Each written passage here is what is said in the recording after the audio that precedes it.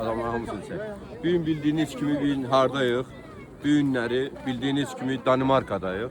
Danimarkada su pərisini necə görməyə gəldik. Su pərisi bildiyiniz kimi bir yazıcının bir əfsanəvi bir obrazıdır. Bu obrazı yaradan yazıcı yaradır ki su pərisi öz ayaqlarını qurban verir ki bir şaha qismət olsun. Ancaq nəhayət ki bunlar qismət ola bilmir. Çıxandan sonra öz obrazını yaşamaq üçün özün fəda edir.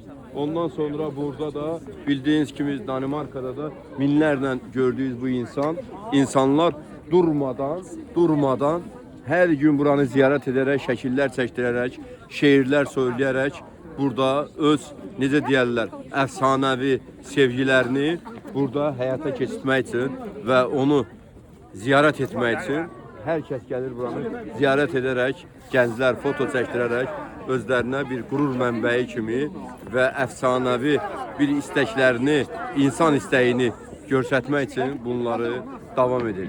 Yaşasın həyatda olan sədaqət, sevgi və bərabərlik, birlik.